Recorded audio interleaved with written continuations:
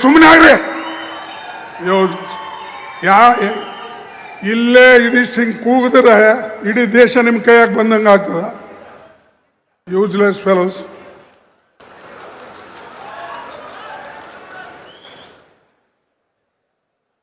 ಯಾವಾಗಲೂ ಇದು ಕಾಂಗ್ರೆಸ್ ಪಕ್ಷದ ಇದು ಮೀಟಿಂಗ್. ಇದರಲ್ಲಿ ಯಾವ ಒಂದು ವ್ಯಕ್ತಿ ಮತ್ತು ಮೀಟಿಂಗ್ ಅಲ್ಲ. ಎಲ್ಲರೂ ಸೇರಿ ಪಕ್ಷಕ್ಕೆ ಒಂದುಗೂಡಿಸ್ತಕ್ಕಂಥ ಫಂಕ್ಷನ್ಸ್ ಇದು. ಯಾರೇ ಒಬ್ಬರು ಒಂದು ಹೇಳೋದು, ಇನ್ನೊಬ್ಬರು ಒಂದು ಕೂಗೋದು, ಬಾಕಿಯವ್ರು ಅದಕ್ಕೆ ಬಂದಾರ? ಕಸ ಗೂಡ್ಸಕ್ಕೆ ಬಂದಾರ?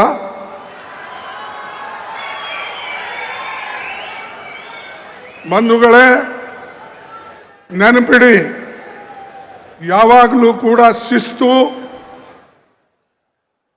ಪಕ್ಷಕ್ಕೆ ಬೇಕು. ಇಲ್ಲಿ ವ್ಯಕ್ತಿ ಪೂಜೆ ನಡೆಯೋದಿಲ್ಲ. ಯಾರೆಷ್ಟೇ ದೊಡ್ಡವರಿರಲಿ. ನಾನು ನೋಡಿದ್ದೀನಿ, ನನ್ನ 58 ವರ್ಷದ ರಾಜಕೀಯದಲ್ಲಿ ಏರುಪೇರುಗಳು ನೋಡಿದ್ದೇನೆ. ಮತ್ತು ಅನೇಕ ನಾಯಕರು ಕಾಂಗ್ರೆಸ್ಲಿಂದ ಆಗಿದ್ದಾರೆ ಹೊರತಾಗಿ ಅವರ ಕೊಡುಗೆ ಕಾಂಗ್ರೆಸ್ ಕಡಿಮೆ ಇದ್ರೂ ಕೂಡ ಅವರಿಗೆ ಕಾಂಗ್ರೆಸ್ ಹೆಚ್ಚಿನ ಶಕ್ತಿಯನ್ನು ಕೊಟ್ಟಿದೆ. ಅದಕ್ಕಾಗಿ ಸ್ವಲ್ಪ ಶಾಂತವಾಗಿ ನೀವು ಕೇಳಿ. ಯಾಕಂದ್ರೆ ಇದು ನಮ್ಮ ಮೀಟಿಂಗು.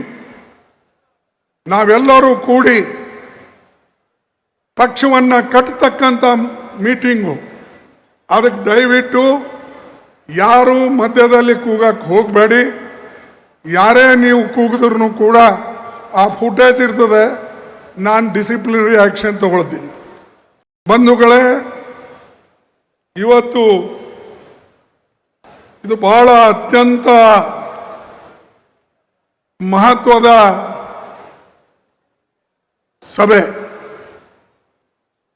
ಇದಕ್ಕೆ ಶಿವಕುಮಾರ್ ಅವರು ಸಾಕಷ್ಟು ಸೇವೆಯನ್ನು ಸಲ್ಲಿಸಿ ಪಕ್ಷ ಕಟ್ಟಿ, ವಿಶೇಷವಾಗಿ ಬೀದರಿಂದ ಮೈಸೂರುವರೆಗೆ, ಬೆಳಗಾವಿಯಿಂದ ಕೋಲಾರವರೆಗೆ ಅಡ್ಡಾಡಿ ಎಲ್ಲರನ್ನ ಒಗ್ಗೂಡಿಸಿ ತೆಗೆದುಕೊಂಡು ಹೋಗಿ ಪಕ್ಷಕ್ಕೆ ಒಂದು ಶಕ್ತಿ ತುಂಬತಕ್ಕಂಥ ಕೆಲಸ ಅವರು ಮಾಡಿದ್ರು. ಅದೇ ರೀತಿಯಾಗಿ ಸರ್ಕಾರದಲ್ಲಿ ಸಿದ್ದರಾಮಯ್ಯನವರು ತನ್ನ ಎಲ್ಲ ಕಾರ್ಯಕ್ರಮಗಳು ಕಾಂಗ್ರೆಸ್ದವರು ನಾವೇನು ಹೇಳಿದ್ದೇವೆ, ಏನು ಗ್ಯಾರಂಟಿ ಕೊಟ್ಟಿದ್ದೇವೆ, ಆ ಗ್ಯಾರಂಟಿಗಳು ಸಮರ್ಪಕವಾಗಿ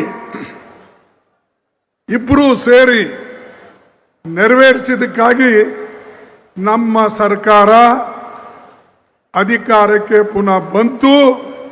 ಮುಂದೂ ಕೂಡ ಇದೇ ರೀತಿಯಾಗಿ ನಾವು ಮಾಡಿದ್ರೆ ಪುನಃ ನಮ್ಮ ಸರ್ಕಾರ ಬರ್ತದೆ ಅನ್ನತಕ್ಕಂಥ ಮಾತನ್ನು ನಿಮ್ಗೆ ಹೇಳಕ್ಕೆ ಇಚ್ಛೆ ಪಡ್ತೀನಿ.